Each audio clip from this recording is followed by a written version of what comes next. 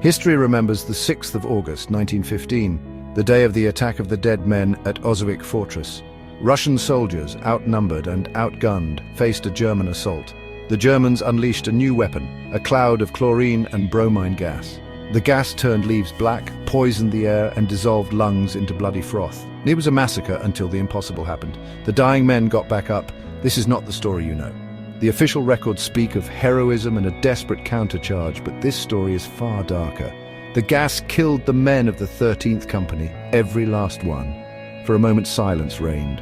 The Germans, confident, prepared to claim the fortress, but then the bodies began to stir. Not with dying twitches, but with unnatural purpose. Men with green, peeling faces and blood-stained uniforms rose. They were no longer soldiers of the Tsar. Their eyes were vacant, yet hungry. They were the vanguard of an army that felt no pain and knew no fear. The world was about to learn a new kind of terror. This was no ghost story. The dead had returned, and they were ravenous. The Great War's mechanized slaughter had torn a hole in reality, creating the perfect conditions for a plague. The violence at Osowiec was the spark, the chemical cocktail, the catalyst. The dead men rose again. As they shambled forward, bayonets in hand, they brought a new war, a war for the survival of the human race. The old world was about to die, and a new, darker one was about to be born. The Germans had no idea what they had unleashed. The Dead Men of Osowiec would change history forever. The nightmare had only just begun. The line between life and death was shattered. The world would never be the same. The dead now marched, and nothing could stop them. The true horror of war had arrived. And it was only the beginning. The German artillery opened the gas cylinders at dawn, sending a green wave over the Russian lines. Silence followed the coughing and screaming. Then the Germans advanced, expecting only corpses. But the Russian trenches were filled with moving bodies. These were not men surrendering or seeking aid. Their movements were jerky, their skin waxy and green, blood dripping from their mouths. They were dead, yet they walked. The Germans hesitated, confused. A nervous shot rang out, striking a shambler in the chest. It stumbled, but kept coming. More shots, no effect. The dead absorbed bullets and advanced relentlessly. Led by the ruined figure of 2nd Lieutenant Kotlinski, they pressed forward. The sight was so horrifying that the German soldiers froze. This was the moment the world changed. A dead man took a bullet to the heart and kept walking. The Germans had broken the laws of nature. The gas had not just killed, it had reanimated. Humanity, reason and soul were gone, only hunger remained. The Dead Men of Osowiec were no longer Russian, no longer men. They were the first wave of a global pandemic. The German army was their first meal. The plague had begun. The battlefield was now a feeding ground. The living faced an enemy that could not die. The rules of war had changed forever.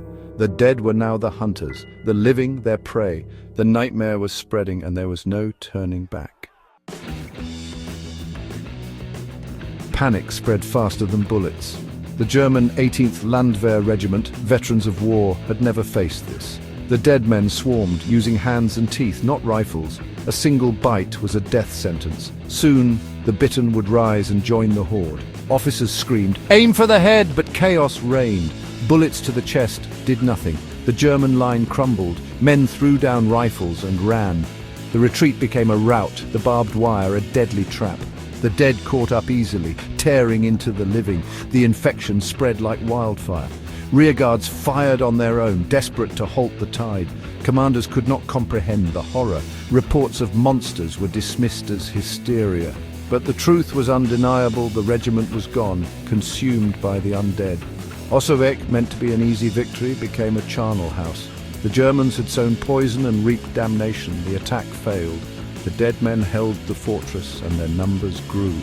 The living fled in terror. The dead advanced unstoppable. The world's armies were unprepared for this enemy. The nightmare was just beginning. The dead had claimed the battlefield. The nightmare spread beyond the German lines. Russian reinforcements arrived, expecting to find survivors. Instead, they saw figures in Russian uniforms, standing, swaying, unblinking. The dead of the 13th Company attacked their own countrymen with mindless ferocity. The living hesitated to fire on familiar uniforms, fatal hesitation. The infection spread rapidly. A bite or scratch meant death and rebirth as one of them. The relief force was converted, not destroyed. The undead ranks swelled, Russian and German dead side by side. They became an unblinking tide, consuming all in their path. They felt no pain, needed no rest, and had only one goal: to increase their numbers. The phenomenon spread beyond Osowiec. Corpses from previous battles began to stir. The contagion was in the soil, the water, the very air. Soon undead bands roamed the countryside, attacking villages. The Great War became a war between the living and the dead. The front lines collapsed into chaos. The dead were winning. The living were on the run. The world was falling to the unblinking tide. No one was safe. The apocalypse had begun. In Berlin and Petrograd, reports of the walking dead were dismissed as madness. Officers who spoke the truth were silenced or disappeared. Governments censored letters, blacked out any mention of the undead, and blamed typhus or rabies. Propaganda painted a picture of glorious war. But behind the scenes, panic grew. Scientists were sent to the front to study the infection. But the truth could not be contained. Soldiers whispered stories in taverns.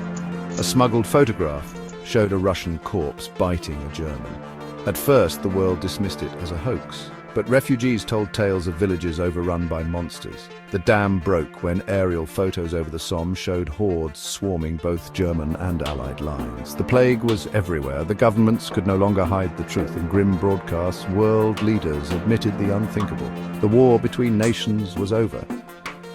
A new war had begun. The enemy was no longer each other, but the dead. Humanity faced extinction. The world was forced to unite. The revelation sent shockwaves worldwide. Fear and panic gripped civilians. In the trenches, soldiers emerged with white flags, not for peace, but for survival. German and British troops met in no man's land, sharing warnings about the undead. Local ceasefires spread. Commanders arranged truces to fight the new threat. In Geneva, Allied and Central Powers met. Bitterness set aside. The Great Truce was declared. All hostilities between human armies ceased. The world's military might turn to a single enemy, the undead. The Allied Expeditionary Force for Human Survival was formed, led by General Foch. The rallying cry, "I am attacking!" Former enemies fought side by side. The alliance was fragile, but necessity forced cooperation. Joint training taught the new rules: aim for the head, conserve ammunition, use clubs and spades. The war was no longer about territory. It was about survival. The zombie war had begun. Humanity's only hope was unity. The dead forced the living together. The old world was gone. The new war was for existence itself. The future depended on cooperation. The plague of undeath spread across the globe. Wherever war had raged, the dead rose. In the Middle East, fallen soldiers swarmed towards cities.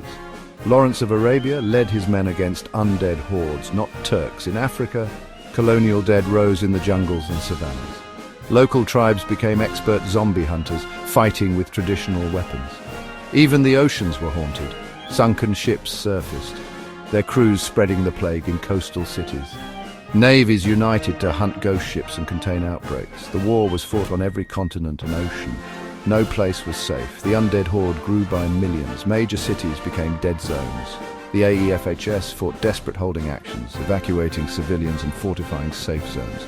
The strategy shifted. Not victory, but survival. Humanity was losing ground. The dead advanced relentlessly. A new weapon, a new hope, was desperately needed. The world teetered on the brink.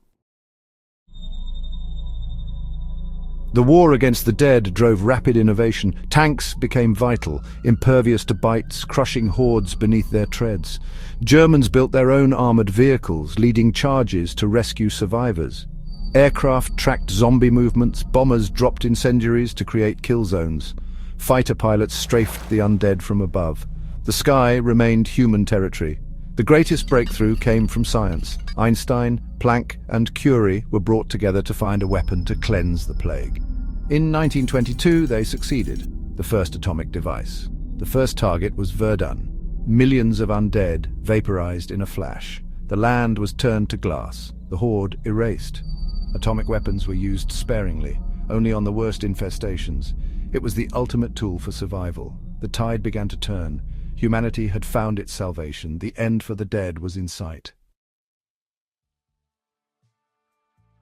By the late 1920s, the undead plague was broken. Sweepers scoured the continents, exterminating the last pockets of the dead. The world that emerged was scarred but united. Old empires fell, a global federation rose from necessity. Former enemies became partners in rebuilding civilization. Looking back, the reasons for the Great War seem trivial compared to the apocalypse that followed. The Dead Men of Osowiec were a judgment, a warning. Humanity learned a brutal lesson written in blood. Our true enemy was not each other but oblivion. Faced with extinction, we discovered our shared humanity. Survival became the ultimate ideology. The world we live in was forged in that fire. We remember the day the dead walked as the day humanity grew up.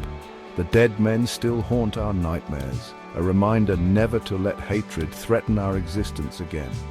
The apocalypse forced us to unite, and in unity, we found hope.